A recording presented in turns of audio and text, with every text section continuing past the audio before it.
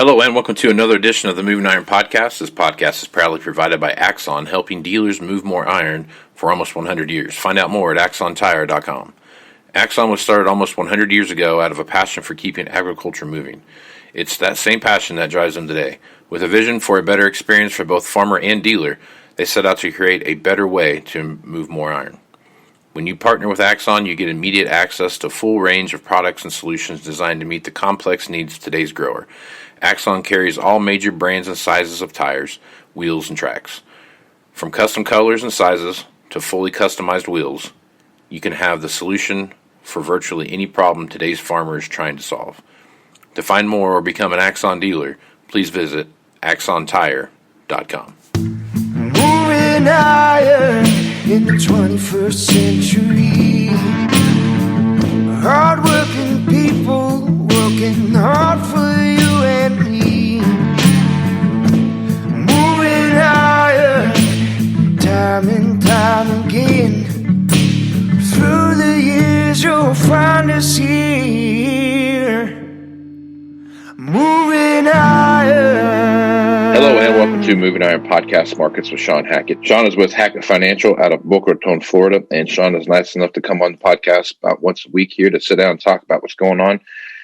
And Shawn, you've been on here for almost 3 years now, and I tell you, we've not had a lack of things to talk about, and today's no different.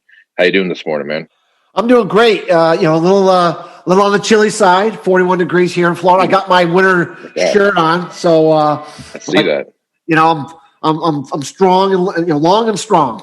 So I don't know if you're in Vail, Colorado, or Boca Raton, Florida, right now. The way you're dressed, crazy. Well, I was thinking the only mountains we have here in Florida are the big trash piles that we have. So I thought I might go skiing down, Kilimanjaro. So you might have a shot at that. Sounds like it. All right, let's talk about a couple things here. So I've been watching cotton lately, and there's not a lot of news typically about cotton, but as you take a look at what's going on in the cotton market, there's some pretty interesting developments that are going on there that are driving that market. So talk about cotton a little bit and kind of what's driving that marketplace right now. There's a big push with where's your food come from? Where does your energy come from? Where do your products come from? And in that vein, the EU and the US have decided that they want to punish the Chinese for their child labor-grown cotton. So what that means is that they're not willing to accept cotton that's used from China production, which they use child labor to do. Because of that, the Chinese are forced to buy U.S. cotton, to buy that cotton, to ship it back to China, make the clothing, and then ship it back to the U.S. and back to the EU. So this policy, unless it changes, means that there's endless demand for U.S. cotton at a time that U.S. cotton acres are under pressure this coming growing season because corn and soybean prices are up so much. So that is, we've never had this kind of a what I'd call forced demand before, and it's overriding the economic factors that would normally be driving the cotton market. It looks to us, Casey, we might be heading into the low 90-cent range based upon demand and some worries about the growing season coming up. We think we go in the 90 cents before maybe we reach a high point for a while. But it's just an incredible, steady, methodical market up because of that steady demand week after week after week. Yep. Yeah, I've been watching it here, and we got a commodity ticker that comes across the screen, and for the longest time, cotton was just down with everything that was to do with the economy and the COVID situation, and then here of late, it's just been creeping back up, just steadily, just climbing. Nothing, not like rocket ship or anything like that, but just like a real steady climb. So interesting to watch that market and see how that takes place. The next thing I want to talk about when it comes to the rice market, again, something we talked about here before, but we don't really spend a lot of time in it. But because of and I kind of forgot about this, but because of last winter's and last summer's rain issues they had in Southeast Asia and China and in those kind of areas, India, one of the world's largest rice producers and exporters anyway, is talking about how they're going to have to step up their exports because so many of the larger exporters out there are, half the crop didn't make it, or they just don't have the stocks to ship out. So talk about the rice market a little bit and what you see happening there. Typically, your largest exporters are Vietnam and Thailand. They tend to be very, very big exporters, and they're both had terrible crops last year. And as such, the exports from Thailand are going to be down in half. In Vietnam, they're actually buying rice from India for the first time, I think, in 25 years because, they don't have enough rice, the kind of rice that they need for their own population. China, of course, they claim everything's good, but we know it's not, and so what China's been quietly doing is they've been reducing their exports of rice, and they've been starting to pick up the pace of it. In fact, they've been buying from India for the first time in 25 years. China's been buying from India. It's almost unheard of for that to happen. And so, the Western Hemisphere, which is the U.S. rice and the South American rice, where we have really, really tight supplies. So the only place where there's actual available supplies that can be bumped up a little bit to meet this shortage is India. And so, it's, some will view it bearishly. It's actually, quite frankly, it's needed. And if they were not to sell that rice, we would have a big problem on our hands. So overall, that's going to keep the market from running away into a scarcity. But at the same time, Asian rice prices for the first time since 2007 are rising pretty rapidly despite it all. So, rice is a go-to food commodity. Everyone in the world relies on it, and everyone's worried about food security. I don't see the demand for rice going away, and I think every ounce that they're willing to sell will be bought aggressively by buyers elsewhere. So, okay, so rice and wheat have a very good correlating relationship with each other. As you take a look at what's going on in the wheat market, as we see some very strong wheat prices and lots of volatility in that market, it'll be up 20 cents one day and down 25 the next, and it's all over the place in between. How is that relationship going to work with rice and wheat now?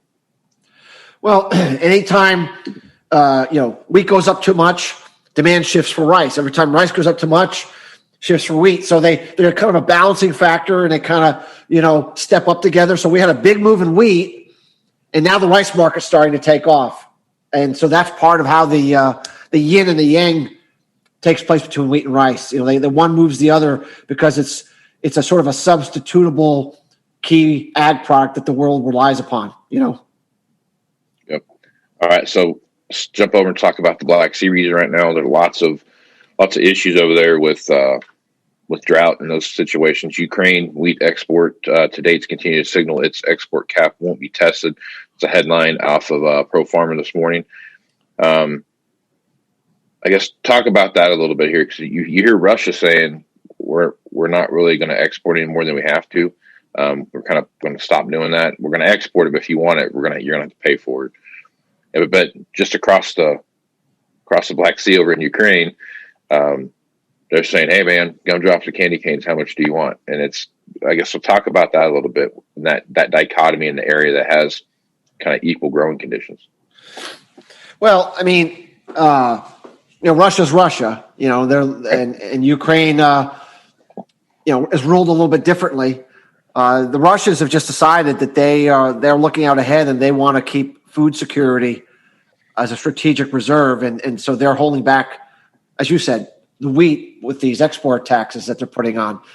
The Ukraine had a terrible, terrible corn crop last year, as I'm sure you know, and they just don't have it to export. They just don't have it, and so they put these export quotas so that they wouldn't lose too much, and they're not even selling as you said, even the quotas because they don't have enough supply. If you look at Europe, EU, grain stocks are stocks to usage are at the lowest level in 35 years.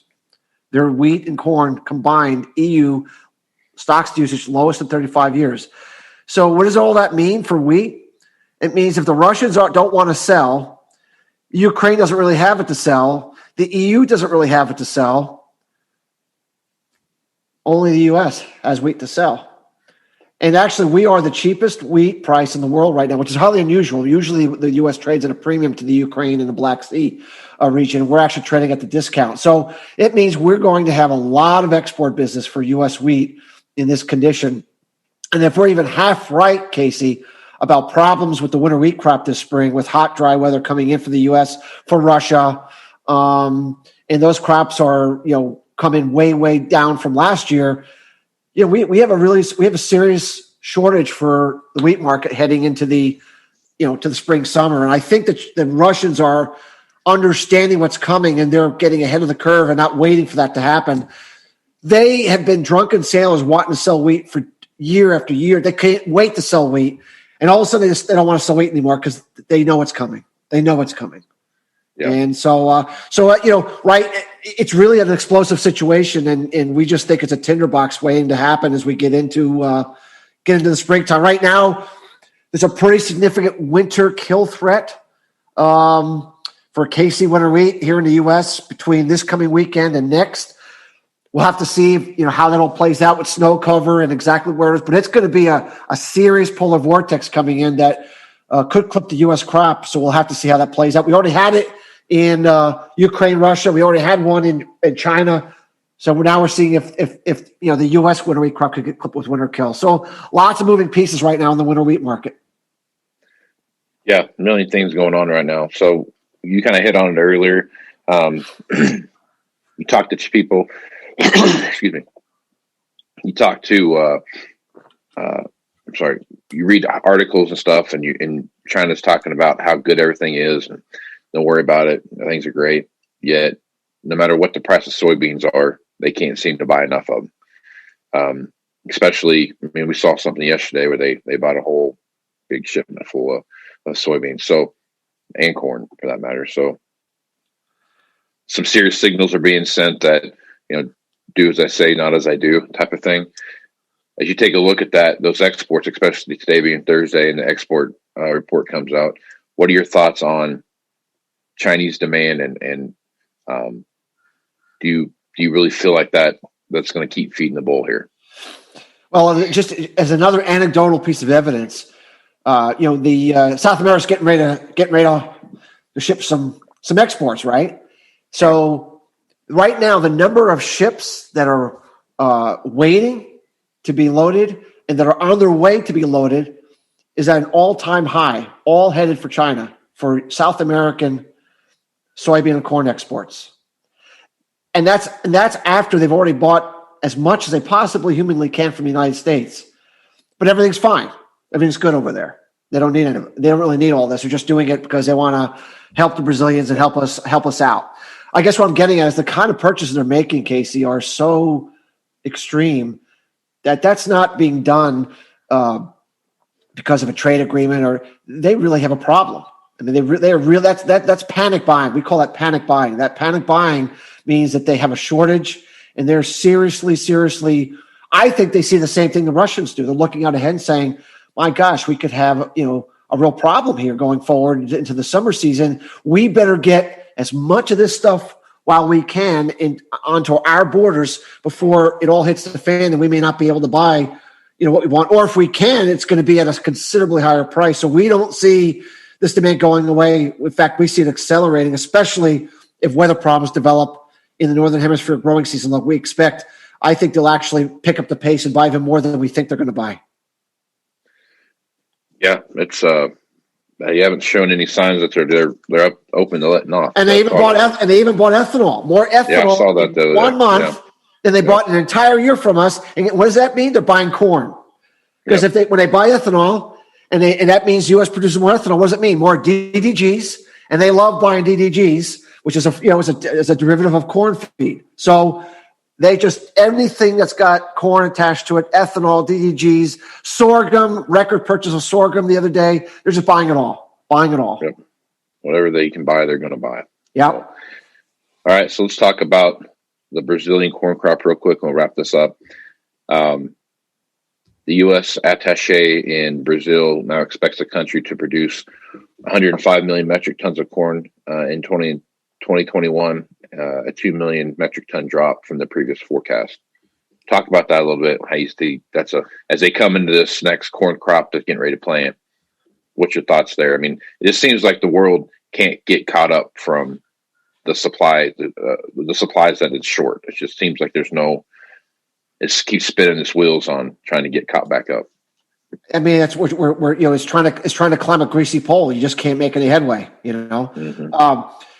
The big issue is the big crop is the second crop, which they're planting, or they're going to plant right now. It's 3 to 4. They're going to be planting corn 3 to 4 weeks later than normal because soybeans were planted late, and now they're getting rains in soybeans, so the harvest for soybeans are being delayed. They're going to be 3 to 4 weeks late. So think about so that means. From a seasonal perspective, the way the rainfall pattern in Brazil works is January is a very high rain month, February is a very high rain month, and then it falls rapidly into March, rapidly into April, and it just falls off a cliff. That's just the seasonal nature of their rainfall pattern. So if you delay this by a month, Casey, you're pushing pollination into May, and that means you're going to be having corn pollinate during a seasonal, very, very dry period versus more of the April to March where you typically could get some okay rainfall. And that puts the second crop, the big crop, the exportable crop at huge risk for yield declines because you're pushing it out into the wrong time of the year to catch moisture for pollination. And so we're very concerned that not only are the acres potentially going to be lower because of the late planting, but that the yields are just going to really, it's going to really be a struggle for them to make any kind of yields that they've been accustomed to making. And that means their exportable supplies are going to be significantly down at a time that the Chinese want, as we just said, every bushel of corn to get their hands on. So we're not going to catch up. The bottom line is our view is we're not going to catch up in South America. We're going to stay behind, and then we're going to have a very, very difficult growing season in the U.S. So it's a phased transition higher. We've been talking about this, Casey, for quite a while, that we're in one of these. And so there can be corrections along the way, and speculators can do all kinds of crazy things on a short-term basis. But the trend is up, certainly into the summer growing season before, we might have some kind of a blow-off top or some kind of a weather-related blow-off top where maybe we price the market out for a while. But we clearly don't believe we're there yet. Just don't see us being there yet. Yeah, everything is stacking up to be especially here in the U.S., that there's the drought monitor. I know the Midwest got a pretty big blanket of snow, measured in feet, went through there last week, but still, they have a lot of catch up to do in a lot of the really key growing parts of the largest producing parts of the Corn Belt. Anyway, just remember, snowfall takes 13 inches of snow for 1 inch of rain. So they got about an inch. And you know what happens with snow melt? It not because the ground's kind of frozen, it just runs off. So it's not like that inch goes into the ground like it would in the spring or the summer. So it's helpful. Don't get me wrong, but it's not going to overcome a massive deficit that we're under. It just kind of kicks the can down just a little bit, but not much. Not much. Yep. Absolutely. Well, good stuff, Shawn. If folks want to reach out to you, get more information about what Hackett Financial can do for them and their operation, what's the best way to do that? Our website is Hackett, Hackett, advisors.com, sample reports, interviews, all kinds of things to see if what we do might be of value to your listeners. Absolutely. Go on there and read some of those sample reports, guys, at Hackett Financial on their website there. I'm on his mailing list, so he sends them to me, and the information that you get there, some of the sample podcasts and stuff that are up there that he puts out are awesome. So make sure you guys check that out. So I am Casey Seymour with Moving Iron Podcast. Make sure you check me out on Facebook, Twitter, and Instagram. That's where you're going to find the latest editions of the Moving Iron Podcast and also the Moving Iron blog whenever I get around to writing one of those and putting one out. Also check out MovingIronLLC.com. That's where you find all the information that relates back to this podcast, the blogs I write, as well as the Moving Iron Summit that is coming up in September 15th through the 17th. Shawn's going to be a speaker at that. Shawn's been a speaker there before and talked about some stuff, but this year, I think it's going to be a real interesting year, Shawn, when it comes to that, because we're kind of leading into that door is going to be open to all the stuff we've been talking about on here. So what are your thoughts about that time frame and how that speech of yours is going to kind of relate to all that?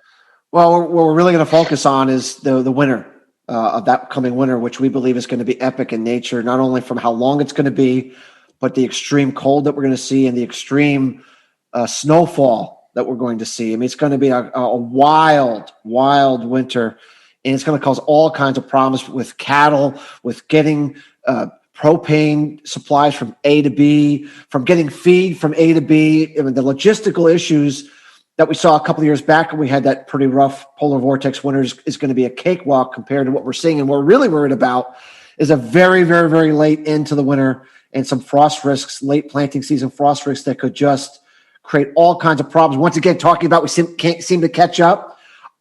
We may not be able to catch up next year either if our forecast is half right. So this your summit and this talk is right in front of this major weather event, and hopefully, the people that come or the people that watch your summit will walk away with some actionable things they can do to mitigate some of these risks as much as possible. Yeah, it's going to be a very timely presentation.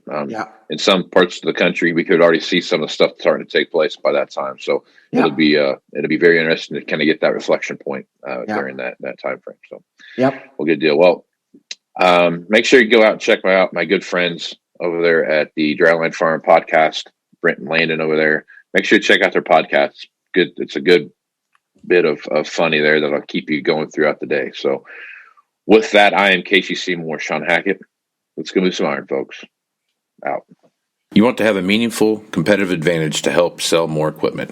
Whether you represent the sales, parts, or management department of an implement dealership, there's a surprising amount of complexity when it comes to tire, wheel, and track technology. Let Axon worry about that so you can get back to supporting your customers. Axon has leveraged years of experience to create a streamlined process that gives you a proven path to help today's grower and sell more equipment. The roots of their organization go back almost 100 years to the invention of the rubber tractor tire. Supporting agriculture is the number one driver of Axon, from product development through sales and service. To find more or become an Axon dealer, head over to agmarkets.com. Moving iron in the 21st century.